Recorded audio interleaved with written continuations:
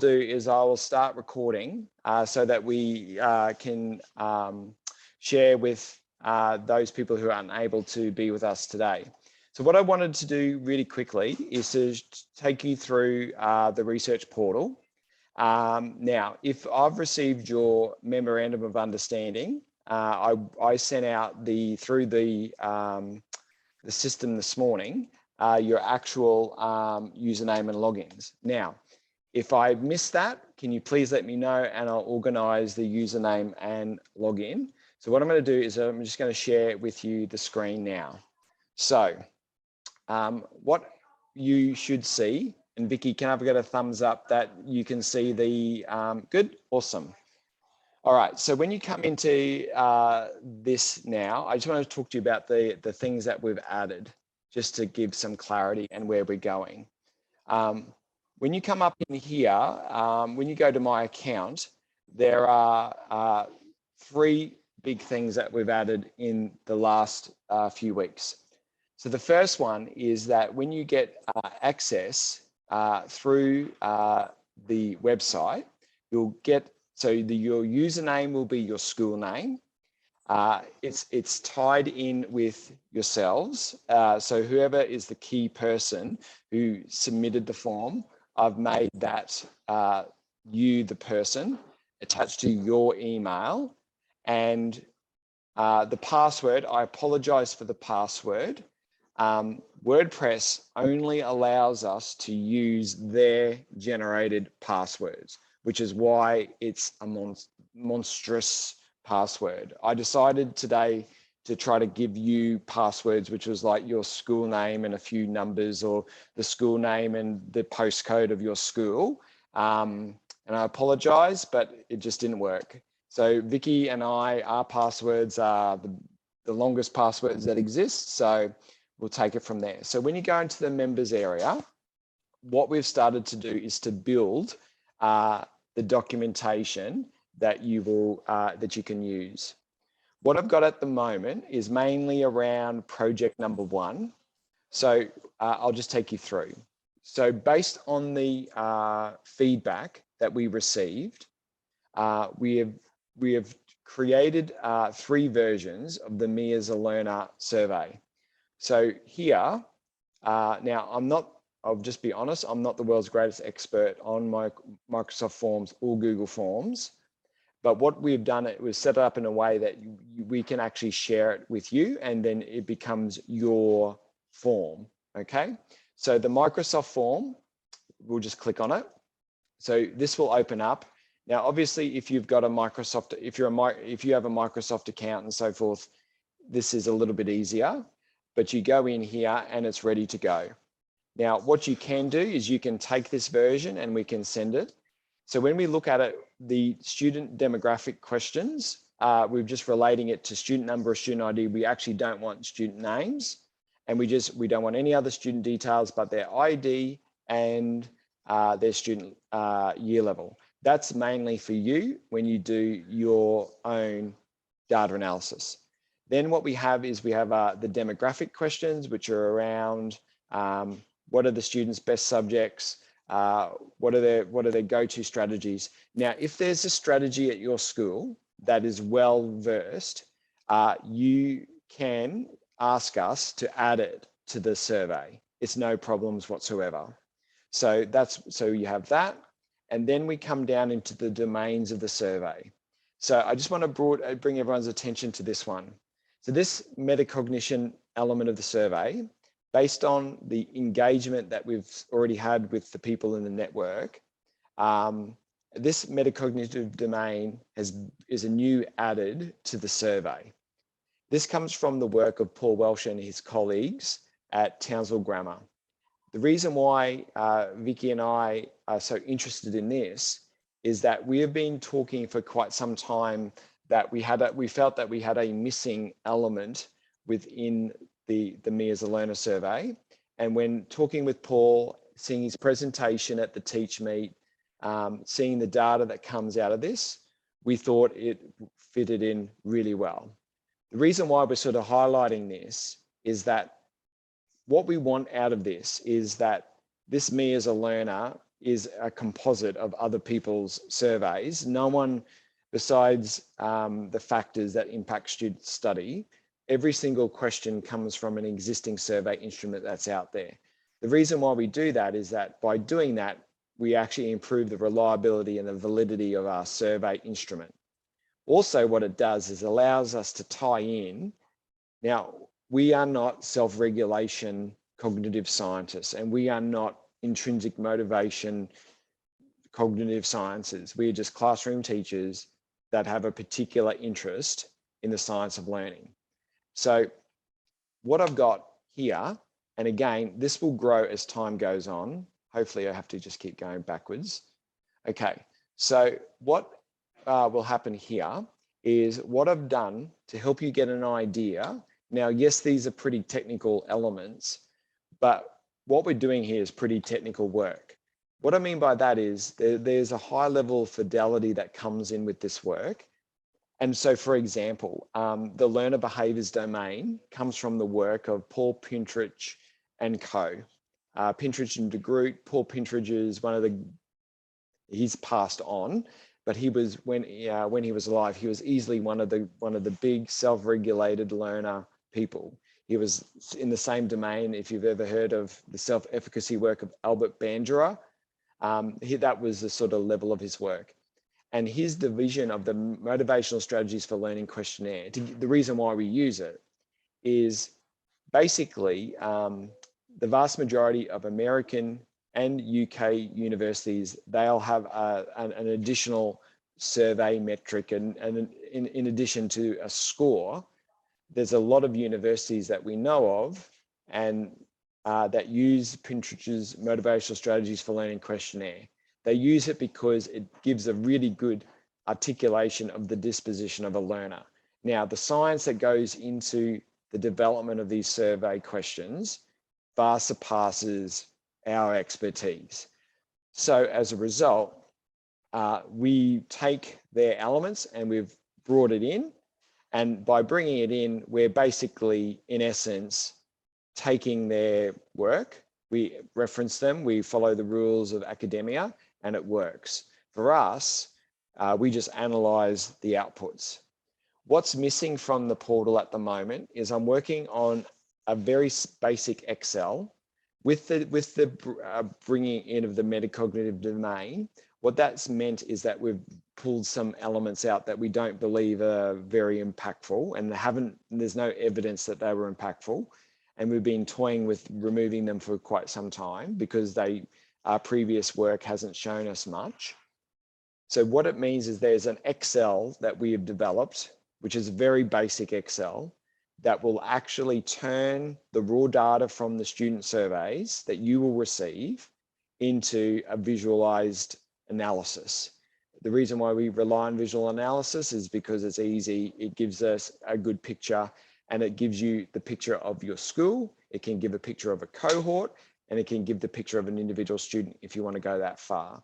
But that's probably a week or two away because I have to take Paul's work and the Sperling, Howard Miller and Murphy's work and bring that into the metric. Okay, so these four elements here basically gives you an idea.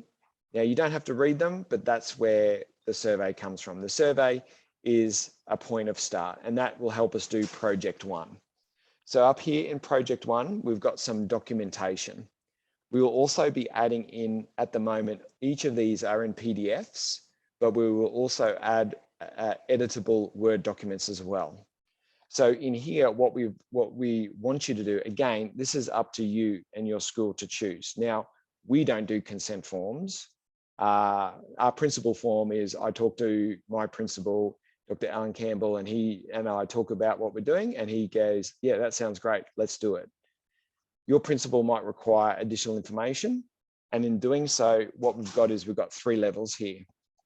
So these versions, these for Research Project 1, we've created a suite of consent forms. Now, the consent forms are again something for you to choose. Some of you will have to do it because you're a systemic school or a state school or a Catholic school. You might have to do consent forms.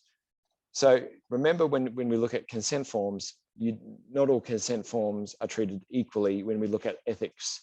So what we have here is an example of a parental opt-out consent form.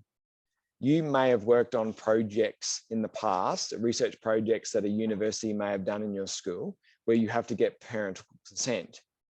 However, that ethics department or the researcher who's come into your school, they could have also applied for what's known as an opt-out.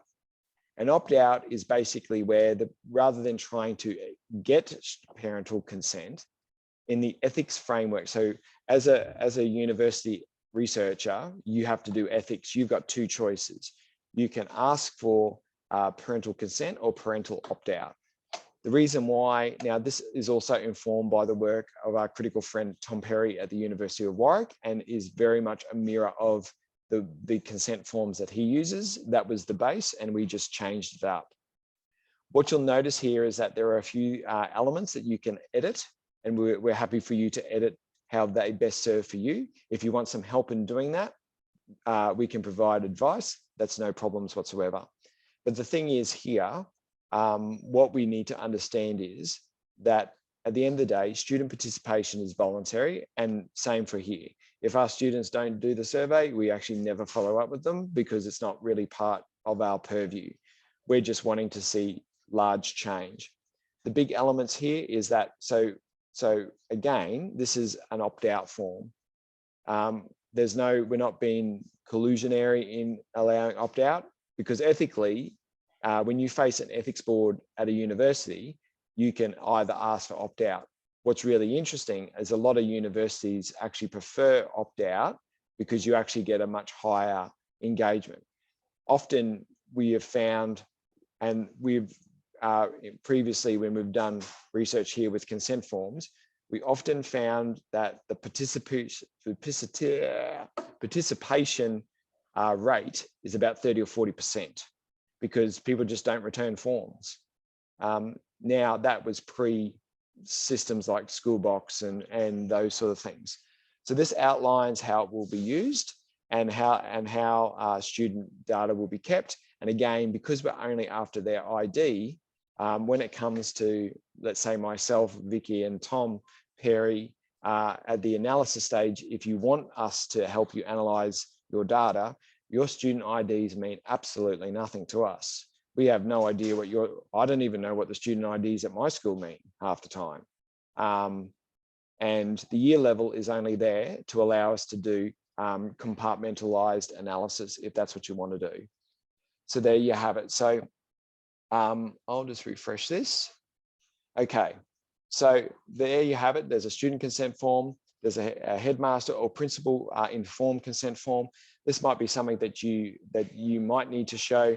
And what this is basically here is that your principal or headmaster or headmistress is all over the top of research project number 1. Okay, so this is a fairly consistent process. If I was to do a project for the first time with my headmaster, I would be showing him this, and I would be waiting on him to sign this off. Whereas, because we've been doing this at Churchy for so long, he is already quite familiar with what we're doing, and therefore we just give him updates in relation to what changes where. He also gets the report. The other big change that we made since the last time in relation to here is in the project overview. Hopefully you're still seeing this. Yep. We've also added another addition that we're going to provide to participating schools, is that before the journal article, we'll also provide you with a school-specific report. That school-specific report will go back to you and your headmaster or principal, and we'll be sort of giving you a broad brush view, not a student level view, but a broad brush view of what we're seeing. But also what we're going to do, hopefully, is that if we have enough schools to do this, we'll have the ability to provide a comparison, which is always the hardest thing to do.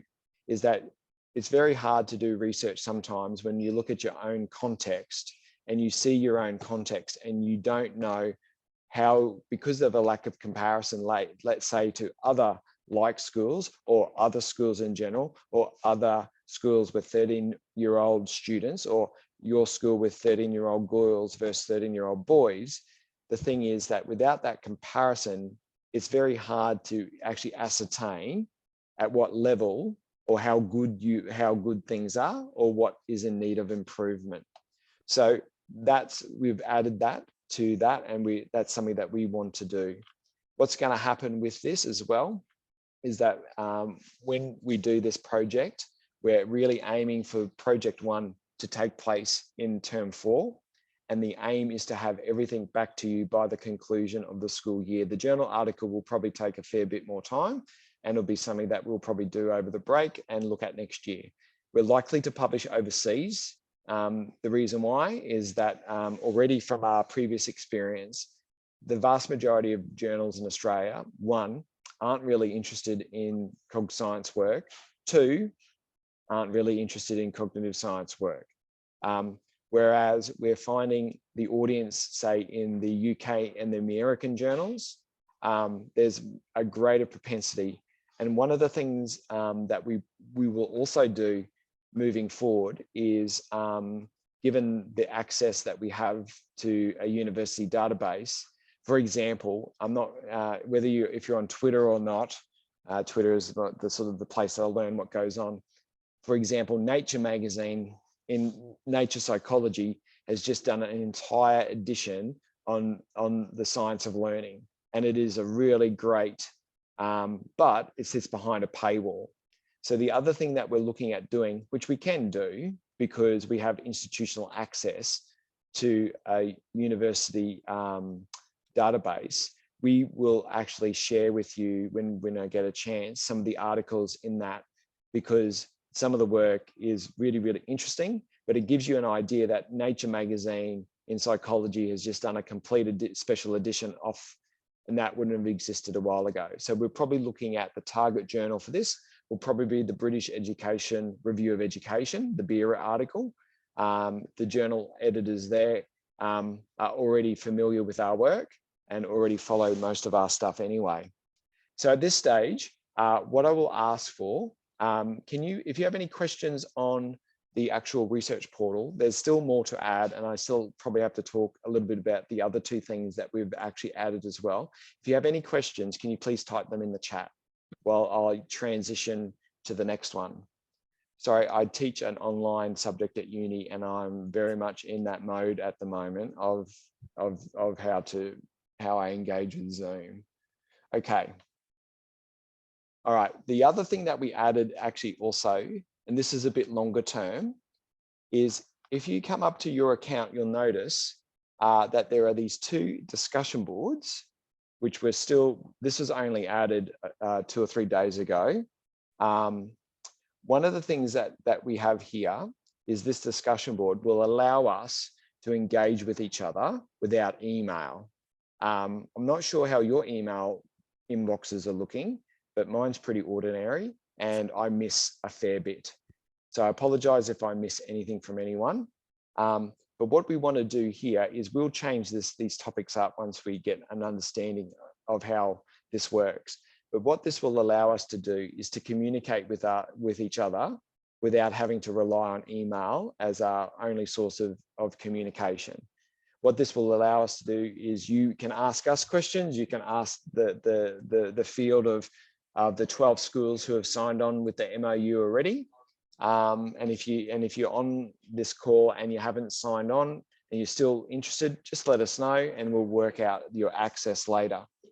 All of you currently are members and can add stuff to this, but you're not at the admin layer, which means you can't delete anything, which is fine, but that's how it works. So the discussion board we'll use where we'll post information like, for example, there might be a school who has a question about X or a question about Y, or they're starting to see A or starting to see B. You can tell that I'm a maths teacher, which is why I'm using algebra all the time.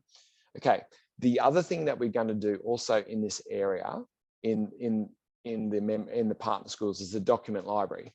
Okay, so this is going to become really important as time goes on and we actually start sharing stuff with each other. And that's going to be the next step when we talk about project one and then the future of where we want to go to. So for example, we want like a consent form, a generic consent form to sit. That's easy. But also you might have a consent form, or you might want to put something up. And the thing is, the version control can become pretty difficult because this is a website. It's not really designed to be a document store, and things can get out of hand. Whereas the document library will allow us to keep track of who's put up what version it is, and we can also go backwards and fix that out. So that's a bit of a long-termer. Okay. So the next stage, what we're going to talk about, I'm very mindful of your time because I have a habit of rabbiting, is project one. So when we look at project one, what we're really focused on is trying to get this done in term two. Term four. Term four. So what that means is where you can come to us and say, hey, we're just going to do our year 8. That's completely fine. Or we are going to do a group of year 7s, like let's say 2 classes. We just want to pilot, and that's completely fine. We're not after an entire school sweep, but if you want to do an entire school sweep, you can do an entire school sweep. What that will enable you to do is, what it will do is it will enable you to do a broad brush. And here's an example. So this is what Vicky and myself and a colleague did a few years ago, where we did a broad sweep of our study. What it enabled us to do is to get a good picture of what are the strategies, what are the beliefs, how many strategies do our students use, do certain year levels use more or less strategies than the other, what are the most common strategies, what are the strategies that our students are using.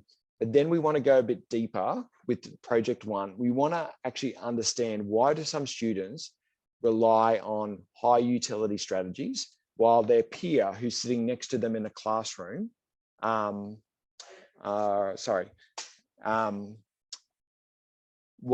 we want to know why certain students pick and rely on certain strategies, whereas other students in the same class experiencing the same teacher, the same piece of assessment and so forth, is why is there a change? To give an example, we have twins in this school who actually study completely differently, yet they live under the same roof, and they live under the same roof. They do many of the same subjects, and we have twins in which one student will study a particular way and another student will study in a completely different fashion. So that's what project one will look at. It will look at and unpack what are the learner behaviors that underpin the study strategies that are used by adolescent students. That's what is the goal of project one. So what project one will entail basically is this, is the project one will invoke one. If your school requires consent to be collected, then that's step one. Then steps two, will be the dissemination of the survey by yourselves. Then what will happen by that time, we will have the metric up, and we will help you and support you to do the analysis, the base level analysis at your school. What that means is that at that stage, we don't have any access to your data. We will only have access to your data if you choose to collaborate with us and the other schools who want to do it. We will do a cross-sectional assessment, both in Australia and overseas, because we do have partners from Denmark and we have partners from the UK. And so what we're looking at is we would be looking at, let's say, 13-year-old boys versus 13-year-old girls. Do they study differently? Yes, no. And hopefully we'll have enough data to actually answer that. From that will be a term one project, but it also will be your first data point for project two. So project two will be mainly focused in 2023 on how you and your school engages with the Learners Toolkit program. This will sort of form a bridge to what we're going to talk about next. So I'm just going to make sure I'm sharing the right thing. Okay. So what we are also doing at the moment is we're looking at ways in which we can actually share with you our Learners Toolkit program. So this is, for example, and we're probably looking at, in the first instance, a OneNote that we all will have access to. A OneNote that each school will have the ability to access into and work sort of outside of our normal Microsoft accounts. If you have a school with a Microsoft account, your IT department, like our IT department, doesn't allow us to share that outside of our environment. So what we're going to do is we're going to package down. We're actually talking with our design website people about we're going to take all the churchy information out, and what we're going to do is we're going to package up basically our program. So what this program will be, it won't be based on year 7. You see year 7 at the moment. This will be at the moment. So for example, this is unit 1, which is fighting forgetting. So we're going to package up unit 1, fighting forgetting, and then we will package up separately unit 2, building for understanding. And then we will package up the other ones and have them as separate OneNotes. Also in the OneNote, what we'll have is we have a scope and sequence document, which gives you an idea of how we embed, for example, here, fighting forgetting and building for understanding into our subjects. So for example, here you can see that fighting forgetting is pushed into maths, science and languages, whereas building for understanding is pushed into history and in English. Now that might be a little bit different for you, but at least we get an example of how it's going to work. Also, what you'll have access to is the base resource that we provide. So this is the base toolkit with all the templates. We've actually got more templates than this, and we'll talk a little bit more about templates soon. But basically all of our resources, we'll take all the churchy material off and we'll brand it with a Learner's Toolkit. What that means is that you'll be able to then take this and put your own school logo on the top, and we're happy with that. Does anyone? Harry, can I interrupt you just there? Lisa's just asked a question. Are we collecting the student numbers for comparative purposes between survey editions? Yes, so that's the longer term. So the longer term is that we use the Me as a Learner every 6 months. What we mean by that is at the start, middle, and end of the year, we collect this data and we basically create the Excel actually allows you at the student level to follow and track a student over time. One thing that it doesn't track is their outcomes. And the reason why we don't track outcomes is we're not quite yet to get to the position where we say, oh, the Learner's Toolkit is going to result in a 10% improvement in maths. We don't believe that we're at that level or that stage. So yes, so all of our work, and you'll see it in the BERA article that we'll put up as well, is that we follow our students, and then what we do is we do like visual analysis where we actually look at, let's say, a student's self-regulation or a student's self-efficacy or a student's motivation over time. And what we're trying to understand is which one is the chicken and the egg. So what we notice is, broadly from our first study, is that by participating in this training, student study strategies and habits do change. Not every student's change, but the vast majority of them change. What we notice is that students will trend away from low utility strategies like cramming and rewriting and rereading, and they'll transition to the higher utility strategies like flashcards, brain dumps, quick reviews, practice tests. What we see is we also see, broadly speaking, through the training, additional strategies. Because what's really interesting, students will hold on to some of their older bad strategies. We shouldn't use the word bad, but they're ineffective. Some students will reject the old and replace with the new. But what we see in those instances, when students start to make those decisions, we start to see a change in their learner behaviors, their self-efficacy, their self-regulation. And also we also see changes also in a reduction in their anxiety around exams and their fear of failure. The next one is, Is it possible for schools to do the survey with the grade 7s at the beginning of next year with the fresh Yep. batch? They can, yeah. So the benefit of doing this longitudinal stuff is you can pick and choose. So for example, if we were starting this project now, we would wait for our year 7. So for example, you can, what we would see project 1 is just dipping your foot in the ocean, allowing you to see how the survey works, giving you some evidence to start the conversation. Then what we would do is, depending on how you feel it works. So if you find it doesn't work for you, we're completely open to that. Then if we had our time again, we would be in a better position this year. We would be up and running, ready to go.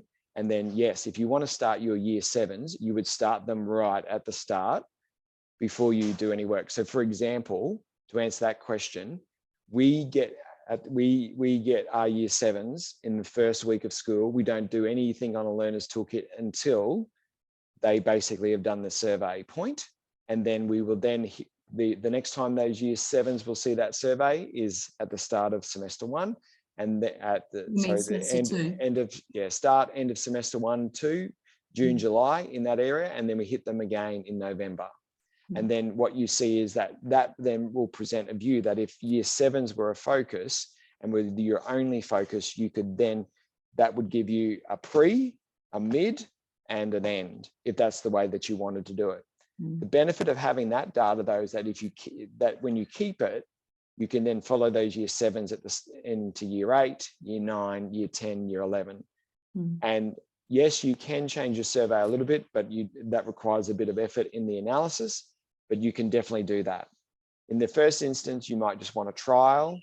If you want to wait until the start of 2023, that's completely fine. We can just wait, and you can sort of sit and watch what happens with the schools who do choose to give it a run and do choose to give it a pilot. Because with the pilot, at the end of the day, it's just a test to see whether it works in your context, test whether you actually think the data is useful, and a test whether you think it's, you know, a worthwhile instrument. Then longitudinally, if you like, this is how we use it. We just collect it every 6 months. It just banks up, and then with each bank, it just adds a new data point to our visualization, which allows us to look at broad trends. So yes, we've invested 3 or 4 years into this survey. However, we felt that Paul's work, in particular metacognition, was so important that we're willing to change. What it means is that we remove, we were looking at personality data on the students, but we didn't find it correlate very well to any sort of study behavior or change. And therefore we've pulled that out, because we were going to pull it out anyway, because the survey instrument is enough. Hopefully that answers your question. Paul, I will send, what I'll do is once I get access to that journal article, I will send that out to everyone, because I'll just pull it off the UQ system. Okay, so what we're going to do very soon, probably the next few weeks, is package up the Learner's Toolkit, probably in a OneNote.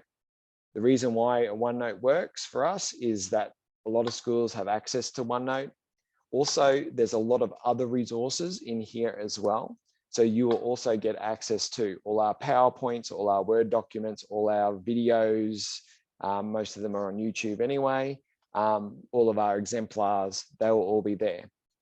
If you don't, sorry, I was just saying, one of the ideas is that this is entirely customizable, obviously, for your school context. So you will receive it in the way that we roll it out across years 7, 8, 9, and 10.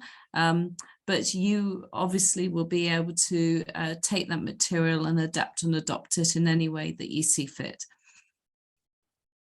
Okay. The last thing that we're going to talk about before we leave off today and answer any further questions. Okay. So this is something that we may have flagged, but we definitely will be flagging. This term, you might have seen an article that we posted on, we've gone back to a hard copy study journal. The reason why we've done that, and it is an investment, we understand that, is that we wanted to track student study behaviours over a period of time. What we found was, and this is our experience, and your experience might be different, But when you don't have a consistent mechanism for students to study in, you're going to have students studying in the back of their maths book. You might have students studying in a dedicated book. You might have students studying on a OneNote, a Word document. You might have students using sticky notes. If you know what sticky notes are, you would have maybe seen kids with sticky notes. What we've found is that when students are studying in a disparate location in all sorts of different ways, it's one, impossible to track. Two, it's very hard as a teacher when I engage with, and same with Vicky with our subjects, where we actually sit and engage with the students. And if students don't have a consistent artifact, it's virtually impossible to say, well, you've done no study for the last 2 weeks, explain. Oh, here's a quick review. Here, oh, sir, I can't get started. Or here, miss, I can't get started. I'm really struggling with how to study, say, in humanities. Okay, well, have you thought about this strategy? Oh, here's a template. What we found was that when students are given a blank page and no real direction that's easy for them to get started, the ability to start is too great for a lot of them. Yes, the more able students are ready to go, but also we found that the study behaviors of our mid to lower achieving students are haphazard and problematic. But it's very hard to illuminate they're both haphazard and problematic without a resource. So we have bought each of our students a 5-subject study book, good quality. It's all well and good. What we are looking at, and it's something that we will provide all partner schools with, is a de-schooled, so you'll be able to put your own school logos, crests, and name on it, is a student study journal. Now, this student study journal will be probably 4 or 5 subjects that can be printed, whether commercially, like a normal student diary, or could be photocopied on a photocopier if that's what you want. But basically what it's going to have is it's going to be like a study journal for 4 or 5 subjects broken into sections with document wallets or inserts that allow students to put it therein. Also, what we're going to have is templates and exemplars and guides at the start of the study journal to help students get started. In particular, we're finding the templates being very helpful. Namely, and I just want to draw your attention. So this is our OneNote. We thought that by giving every kid a OneNote with all of these templates, it'd be great. But again, not every kid uses a OneNote. Some kids use notebooks. So what we found was, see here, this is an example of a study strategy that we use called a quick review. Now, the thing with a quick review, what we found is that if you give students a blank page and ask them to do a quick review, a lot of them struggle. Whereas if you give them a simple table and some headings and some basic instruction, they're more likely to get started. But the issue is here, what we found with our students, especially the ones who struggle to get started, if they don't have access to the template, they very rarely get started. So what we've got here is we've got this electronic version, which works really great in the electronic sphere, but we're finding more and more that students actually quite prefer to study in a hard or analog, hard copy, pen and paper world. It's actually much easier to get started. It's also meaning that students can write, which we find tremendously valuable. So the other thing that will be happening and will come out at the end of this year is we'll actually have a digital study journal that will be mocked up in such a way that all it will have, it won't be churchified or anything. It'll just be a learner's toolkit, but it will have the ability for you to put your own school stuff over the top on, and that you can go and print. We are going to print this because we believe that from a resource perspective, that it's presenting us with tremendous value. Yes, it's a few dollars, but at the end of the day, we are replacing a book that our parents in our book pack are already paying for anyway.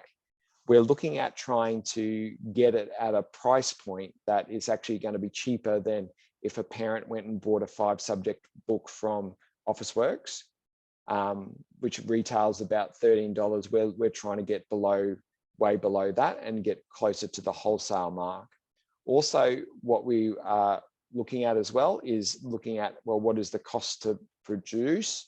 And there is the possibility, if schools wanted to work together, that we could do a bulk print run, which would then reduce the cost but we're a little bit further away than that at the moment. Best case scenario, we will give you something that you can use, that you could go to your school photocopier and print. But we're finding it from we did that in term 2, and we found that the cost of printing at a photocopier was well above that of actually going and getting a book from Officeworks. That gives you an idea of how much, if you were to do it, how much it would cost. But that's another thing that we're going to have ready to go for the end of next year, end of this year. Okay, so that gives an overview of where we're up to. Does anyone have any questions, concerns, fears before we close up? If you've signed the MOU and you haven't got your login, please email me and I'll sort that out straight away. Also, what you can do is you can share your login with anyone else in your school, which is why I've made it more school centric. But we've tied you to the school account because it requires a name and an email to disseminate out. If there are any other questions, just type them in, put your hand up and ask a question.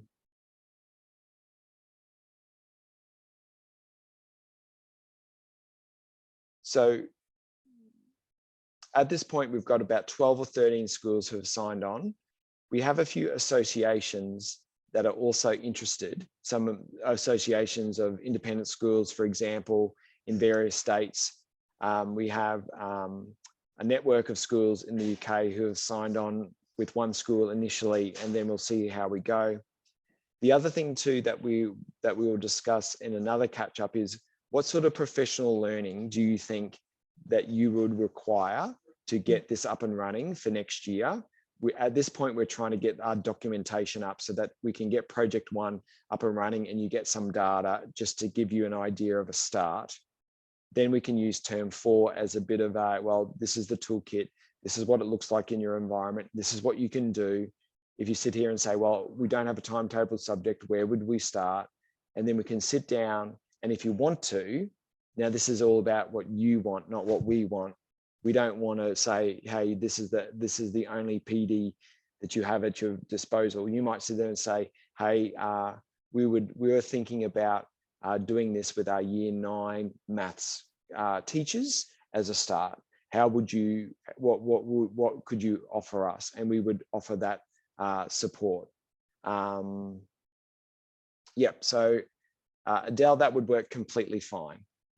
If you start your year 9 cohort now, what that would do is that would give you a really good pre-baseline mix. It also would allow us to compare your year 9s and our year 9s together, which would be somewhat interesting. I think